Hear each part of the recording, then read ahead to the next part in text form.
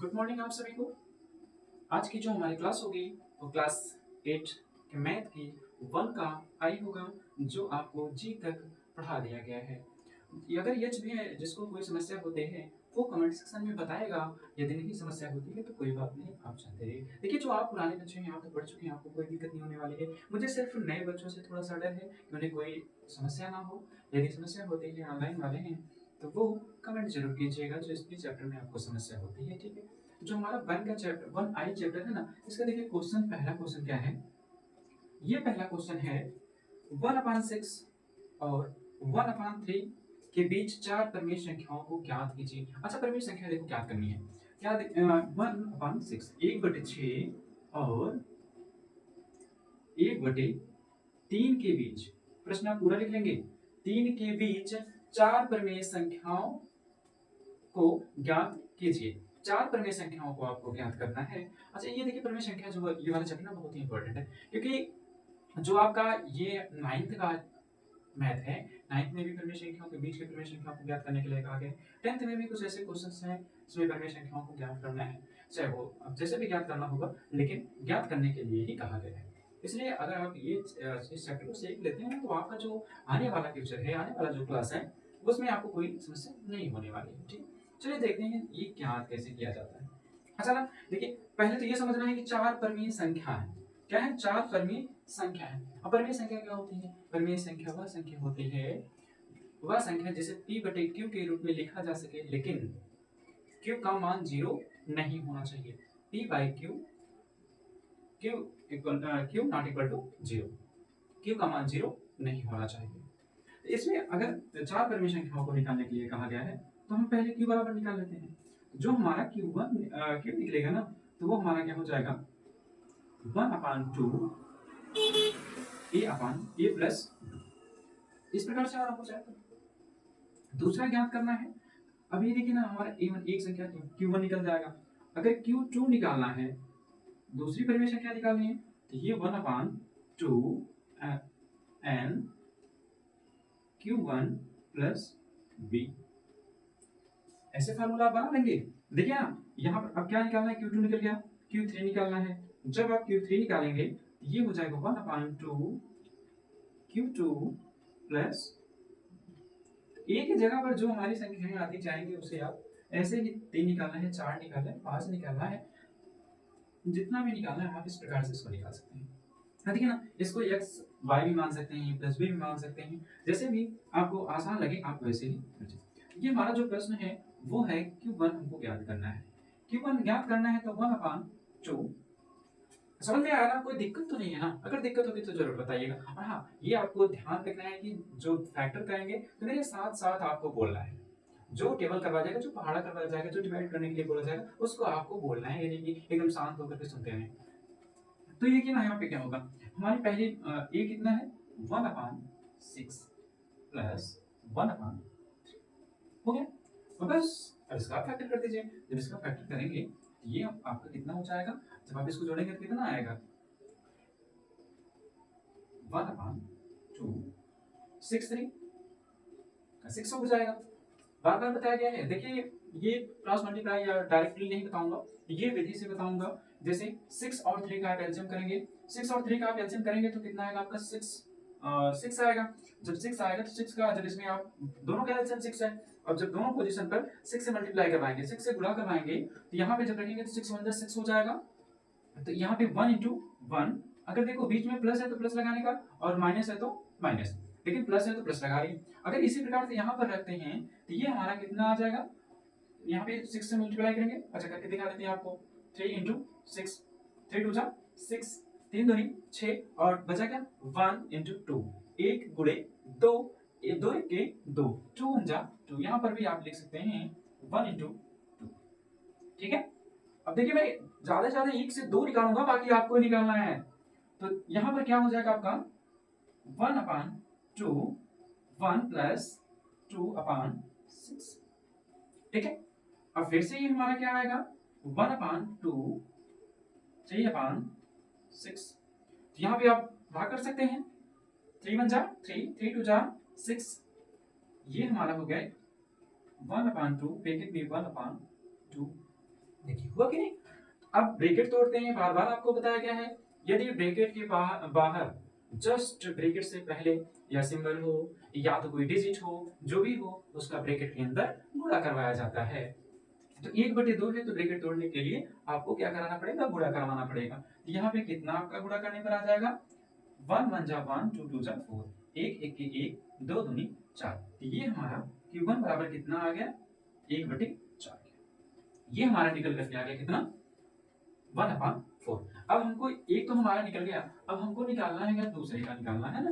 देखिए जब दूसरा निकालेंगे तो आपका क्या फार्मूला बनाया गया था, Q2 दूसरा निकालना है, तो Q1 का मान रखेंगे, जो फर्स्ट पोजीशन की जगह पर 1/6 है उसके जगह पर आपको रखना होगा 1/4। तो यहाँ पे देखिए एक निकल गया, तो दूसरा निकाल देते हैं। दूसरा कैसे निकलेगा, ये हो जाएगा, Q2 निकालना है तो ये हो जाएगा 1/2, और Q1 निकल करके आ गया है, इसके स्थान पे रखना है 1/4 प्लस 1/3। ठीक है, 1/3 हो गया। अब इसको आप जैसे इसका फैक्टर किए थे वैसा यहाँ पर भी कर दीजिएगा। तो यहाँ पे हो जाएगा 1/2 मतलब 1/2, और यहाँ पर इसका एलसीएम कितना होगा, होगा 12। जब यहाँ पर आप 12 से मल्टीप्लाई करवाएंगे यहाँ पर आएगा 3 प्लस यहाँ पे जब आप 12 से कराएंगे तो आएगा 4। ये आपका हो जाएगा 1/2 ब्रैकेट में 7/12। 7 अपान कितना हो गया, 12, 7/12 के हो गया, और यहाँ पर ब्रैकेट तोड़ेंगे तो 7 1 जा 7, 7 1 के 7, और 12 2 जा 24। कितना हो जाएगा, 7/24। ये दूसरा हमारा निकल करके आ जाएगा परिमेय संख्या जो है 7/24। इनके देखिए बीच में परिमेय संख्या बन रही है, एक तो 1/4 आ गया, दूसरा 7/24 हो गया। ठीक है, अब तीसरा आप ऐसे ही निकालेंगे, चौथा भी ऐसे निकालेंगे, कुछ नहीं करना है। एक बार फिर से मैं आपको बता देता हूँ, पहले निकालना है तो पहले दूसरी संख्याओं को आप हल कर देंगे तो आपका निकल करके आ जाएगा Q1, मतलब पहली संख्या के बीच की। फिर Q1 के जगह पर जो हमारा वो है फॉर्मूला x + y हो या फिर a + b हो, तो पहले पोजीशन के स्थान पे जो हमारा Q1 का मान निकला उसको रख देना है। फिर से आपका दूसरा निकल करके आ जाएगा। अगर आपको फिर तीसरा निकालना है तो जो Q2 है, मतलब दूसरा पद है परिमेय संख्या का, इसको आपको फिर से आपको x जो पहला ब्रैकेट में आपका x + y हो या a + b हो, उसके स्थान पर आपको फिर से तीसरा चीज रख देना है। तो जैसे यहाँ पर आपने रखा है वैसे तीसरा निकालने के लिए उसके स्थान पे दूसरे को रख देना है, ताकि आपका आंसर पूर्ण रूप से आसानी से तैयार हो जाए। ठीक है, आप इस प्रकार के क्वेश्चन को आप हल करेंगे। अगर यदि कोई समस्या होती है तो मैं आपको अवश्य बताऊंगा। अगर देखिए ना, इसमें से अगर और भी क्वेश्चन देख लेते हैं, यदि आपको कोई समस्या होती है किसी भी संख्या में तो बताइएगा। वैसे तो 3 और 4 के ठीक बीच की स्थित परिमेय संख्या ये तो ऑब्जेक्टिव है। 1 और -1 के ठीक बीच की परिमेय संख्या आप ज्ञात ही कर लेंगे, एक ही ज्ञात करनी है। ठीक परिमेय संख्या, बीच परिमेय संख्या, बीच परिमेय संख्या, मध्य परिमेय संख्या, ये देखिए ना, ये सब बीच की और मध्य के बीच की संख्या, वही मध्य का मध्य ही बीच होता है, तो उसको भी आप ज्ञात कर लेंगे।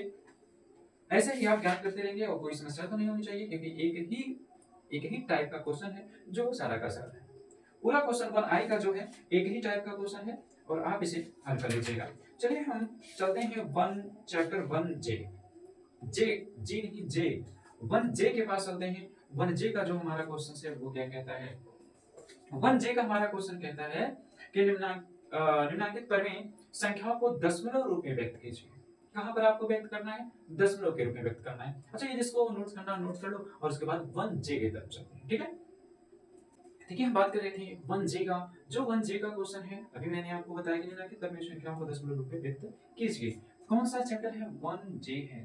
ये G और J में बहुत कंफ्यूजन आपको हो जाता है, इसलिए लिख दिया हूँ 1 का J है। लेकिन ना जो 1 का J है, अब बहुत सा इजी क्वेश्चन है, मुझे उम्मीद है कि आप सभी को आता होगा, फिर भी मैं इसमें से एक क्वेश्चन आपको जरूर बताऊंगा। ये क्वेश्चन क्या है, ये हमारा ले लेते हैं 3/8। पहले का है, पहले का क्वेश्चन है 3/8, 3/8 है। अब इसको हल करना क्या है, अगर दी गई संख्याएं नॉमिनेटर अपॉन डिनोमिनेटर में होती हैं तो ऑलरेडी वो आपको बता दिया गया है काफी बार, लेकिन इसका एक वीडियो भी पड़ा हुआ है हमारे चैनल पर, दशमलव भिन्न करके। दशमलव भिन्न करके क्वेश्चन आप देख लीजिए, दशमलव भिन्न का वो क्लास देख लीजिए, और एलसीएम एंड एचसीएफ का क्लास देख लीजिए। आपको किसी भी फैक्टर करने में दिक्कत नहीं होगी, किसी भी सवाल को कोई समस्या नहीं होने वाली है, क्योंकि वो जो एलसीएम एचसीएफ है आपको देखते ही आपको हल करने के लिए बताया गया है। यहाँ तक कि मैंने कोशिश की है बताने की कि आप कलम और कॉपी का यूज ना करें। कलम कॉपी का बिना प्रयोग किए ही आप एलसीएम और एचसीएफ को निकाल सकते हैं। तो इस प्रकार का वीडियो है, आप देखेंगे तो आपको उम्मीद है कि जरूर अच्छा लगेगा। ठीक है, तो चलो देखते हैं। जब मैंने आपसे बताया कि अगर नॉमिनेटर और डिनोमिनेटर में, तो हमेशा डिनोमिनेटर से ही नॉमिनेटर में भाग दिया जाता है। हर से किसमें भाग दिया जाता है? हमेशा अंश में ही भाग दिया जाता है। तो हम अंश से, हर से अंश में भाग देते हैं। वो कैसे? जब एक भाग करके देखते हैं छोटे बच्चों की तरह। ये हमारा यहाँ पर हो जाएगा 8 डिवाइडेड 8 भागे 3 है। 8 भागे 3 से जब आप करेंगे तो क्या ये तो 3 से, मतलब जो 3 से 8 है वो बड़ा है, 8 से 3 छोटा है। जिससे भाग देना है, जिसमें वो तो छोटा है, अब उसको बड़ा करने के लिए क्या करना पड़ता है? तो पहले ही आपको 1 पॉइंट लगाना पड़ता है, दशमलव लगाना पड़ता है, और उसके बाद को यहाँ पर एक आप जीरो इसको उतार सकते हैं। जब आप यहाँ पर एक जीरो उतारेंगे, दशमलव लगाएंगे, एक जीरो बढ़ा देंगे, तब आपका ये हो जाएगा 8 भागे 30। अब 8 से आपको भाग देना है 30 में, तो 8 3 जा 24, 8 3 24। जो इंग्लिश मीडियम के बच्चे हैं उनको भी कोई दिक्कत नहीं होगी इस क्लास को देखने में। जो हिंदी मीडियम के, तो उनको तो दिक्कत ही नहीं होने वाली है। यहाँ पर माइनस करेंगे तो यहाँ पर कितना बचेगा? ये 0 0 से 6 माइनस होगा, 0 से 4 माइनस होगा, तो कितना, कैसे होगा? ये नहीं हो सकता। तो आपको माइनस करने के लिए यहाँ से कैरी लेना पड़ेगा। जब आप कैरी लेंगे तो ये हो जाएगा 10, 10 से आप 4 माइनस करेंगे तो ये आपका आ जाएगा 6 होगा। ये कैरी दे दिया, तो यहाँ पर ऑलरेडी बचा 2 से आप 2 को माइनस करेंगे, यहाँ हो जाएगा 0, यहाँ पर बचने वाला आपका कुछ नहीं। ठीक है, या तो आप 0 कर दीजिए, या तो आप कैश कर दीजिए, कटका नंबर मार दीजिए। ठीक है, ये 6 हो गया, 6 फिर से छोटा है, तो एक बार, और ये दशमलव में करने का एक ही नियम होता है कि अगर एक बार दशमलव लग गया तो आप 0 बढ़ा सकते हैं, एक 0 बढ़ा सकते हैं। तो ये हो गया 60। 8 से फिर जब करेंगे, 8 का पहाड़ा आप पढ़ेंगे, 8 का टेबल करेंगे, तो 60 से ज्यादा नहीं होना चाहिए, तो 60 से ज्यादा नहीं होना चाहिए। जब 8 का पहाड़ा आप पढ़ेंगे तो 7 बार अगर 8 का पहाड़ा आप पढ़ते हैं तो ये हो जाएगा 56। 8 से 56, 8 7 56, 8 7 56। फिर से वही चीज आपको माइनस करना है। अगली बार 4 माइनस करना था, अगली बार 6 माइनस करना है। तो 10 से 6 माइनस होगा तो ये बचेगा 4। यहाँ पे फिर से कैरी देने के बाद ये 5, 5 माइनस 5 इक्वल टू 0। तो 5 से 5 माइनस होगा तो 0 हो जाएगा। फिर यहाँ पर आपका हो गया 40। अब 8 5 जा 40, 8 5 40। ये देखिए पूर्ण संख्या आ गई, तो ये आपका माइनस करने पर 0 0 होगा। तो यहाँ पर इसका आंसर आएगा 0.37। ये आपका इसका आंसर, ये होगा इसका आंसर।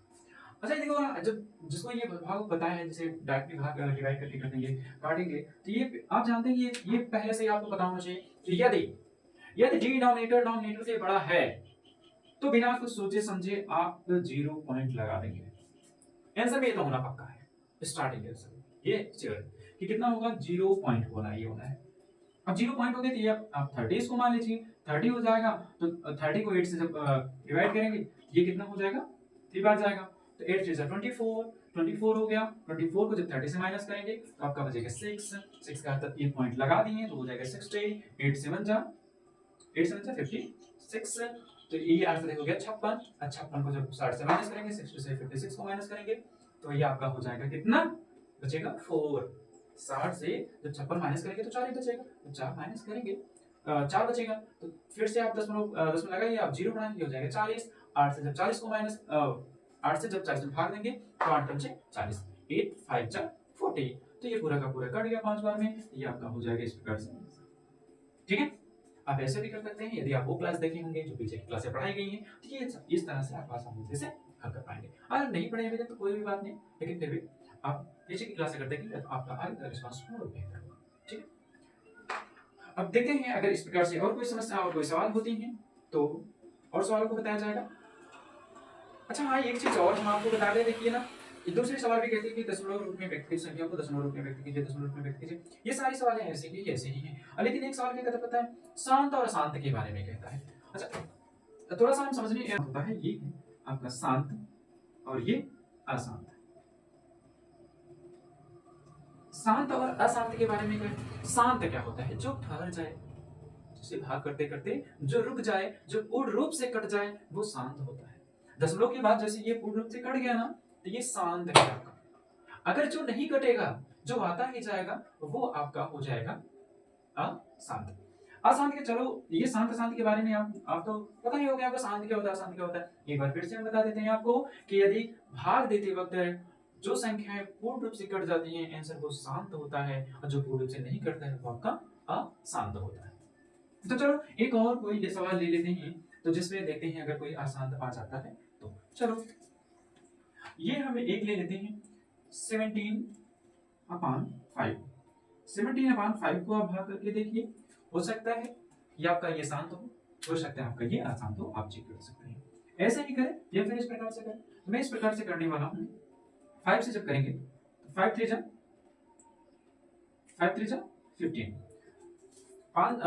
5 3 15, बचा कितना आपका 2, बचा कितना आपका 2। ये छोटा हो गया तो 10 मिनट लग जाएगा, तो एक आपका फिर से क्या हो जाएगा, 0 पड़ जाएगा। तो ये हो गया 20 5 के 20, ये भी संख्या देखो 4 आपकी कट गई। अगर नेक्स्ट क्वेश्चन हम ले यहाँ पे आपका 11/3, 11/3 को चेक करते हैं, ये शांत है या फिर अशांत है। तो शांत अशांत चेक करने के लिए आप 3 से जब इसको डिवाइड करेंगे, 3 3 9, 3 3 कितना हो 9, बचा कितना 2, इसलिए पॉइंट लगा दिए। ये हो जाएगा 20, 3 6 18, फिर 2 बचेगा, 3 6 18, ऐसे ही आपका आता रहेगा। इसलिए आप एक बार लिख करके आप इस पे बार लगा सकते हैं। जिस संख्या पर बार लग जाती है वो संख्या हमेशा आपकी आसान होती है। ठीक है, देखिए 1J में सारे क्वेश्चन ऐसे ही हैं और आप इसे आसानी से लगा सकते हैं। यदि आपको इसमें से किसी भी जो चैप्टर 1 है इसमें कोई आपको समस्या होती है तो आप मुझे जरूर बताएंगे। अब नेक्स्ट क्लास आपका होगा चैप्टर 2। चैप्टर 2 जो है वो आपका है वर्गमूल। ठीक है, नेक्स्ट क्लास में आपसे हमारी मुलाकात होगी। Thank you.